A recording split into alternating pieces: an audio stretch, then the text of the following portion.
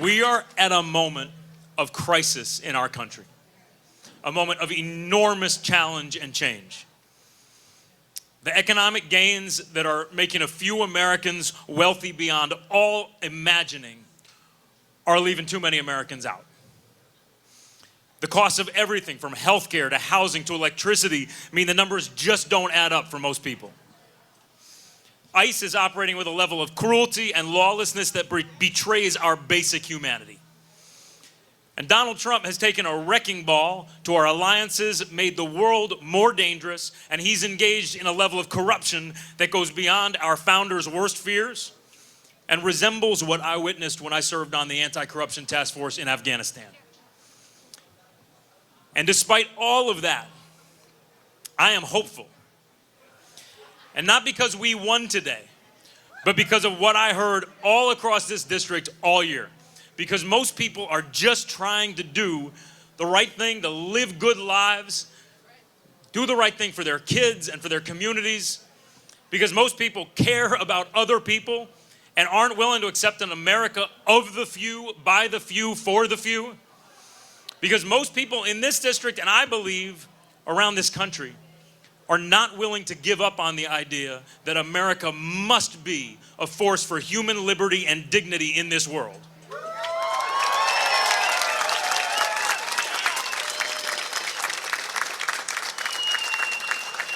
And because a lot of people are still willing to work for those things. On this campaign, I've seen our team of young Democrats get bigger and more confident. They've been this campaign's not-so-secret weapon, and they've given me the most hope of all. From the start, this campaign was about something very simple. That if we are going to fix this mess that we're in, we need to build a Democratic Party that's bringing a whole new energy to this fight. A Democratic Party that is courageous and bold and clear about what we are fighting for and who we are fighting for. Yeah, we need to stop the damage that Donald Trump is doing and defeat the MAGA movement.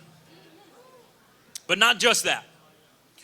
We're doing this work so we can build an America that remembers that we can do big things. That we can be a country where healthcare doesn't bankrupt you, where you can afford a place to live, and where child care doesn't cost more than a good job pays. That we can build an America where we're getting our electricity from renewable sources that cost less and leave our kids a better world. Where our infrastructure is the envy of the world and not an embarrassment. That we can get it right with AI, protecting our kids, guarding against the risks, refusing to accept a future with fewer jobs, and investing in good jobs for people doing things for people. We are capable of doing big things.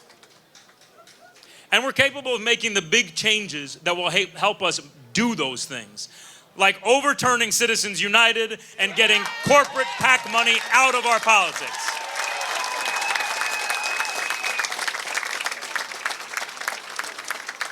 We can do those things. We have the tools to fix what's broken.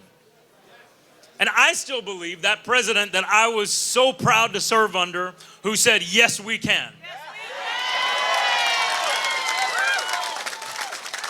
But we can only do those things when we build a party that is strong enough to do it.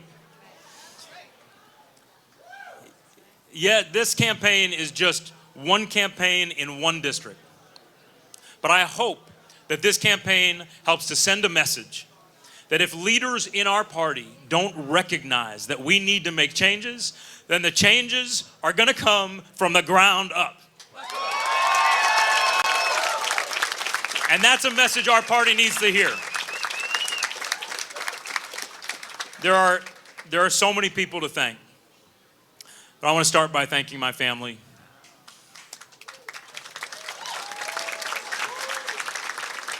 My mom and dad, who worked so hard to give me opportunities that they could never have imagined. And anything good in me comes from them. Luna, Teo, and Romy, who have shared me with this work for their entire lives. I love you so much.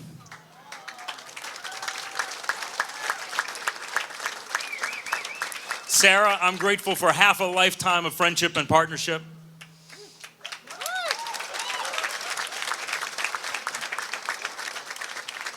And our team. First, our campaign manager, Akish Kaza.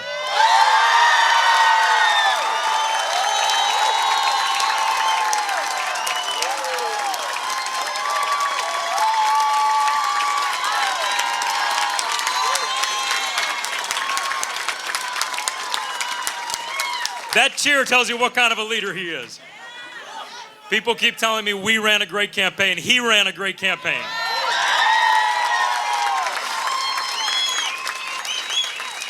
To our entire campaign team, every single member of our team. To our supporters in labor, to the firefighters, to the carpenters, to AFSCME 1716, to every volunteer who knocked on a door, made a phone call, stuffed an envelope, you built this campaign. And to our interns, at all hours, we had a campaign headquarters packed wall to wall with young people, most of whom had never been around a campaign before. And to them, I want to say, I hope you see what you have the power to do in this democracy that is still a democracy so long as we work to keep it.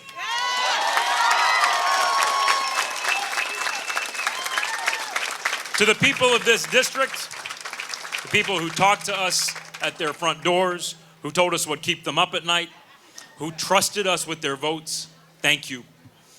And whether you voted for me or not, whether you're a Democrat or not, my commitment to all of you is this.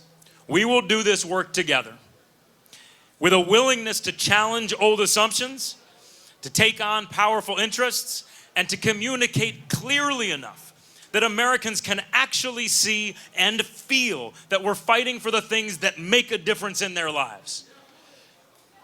So many Americans have given up on our politics. And the way we turn that around is by building a movement outside the walls of the Capitol that is strong enough to shift the political tide. A movement that recognizes when the problems are big, solutions can't be small. A movement committed to the idea that we still have the ability to do big things for the common good, and that we don't have time to wait, that we refuse to wait because there's too much at stake. That is the heart of this campaign, and it will guide the work every single day ahead. Thank you all for your support. Thank you for believing in this campaign. We've still got a lot of work to do, but from the bottom of my heart, thank you.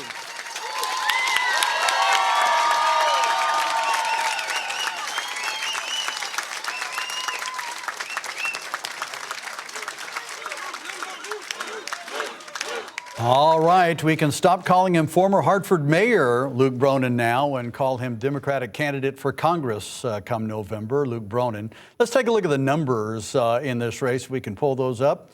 And there are the numbers as counted so far. Luke Bronin with 53% of the vote.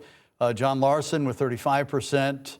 That is Jillian Gilchrist with 7%. And Ruth Fortune with 5% of the vote.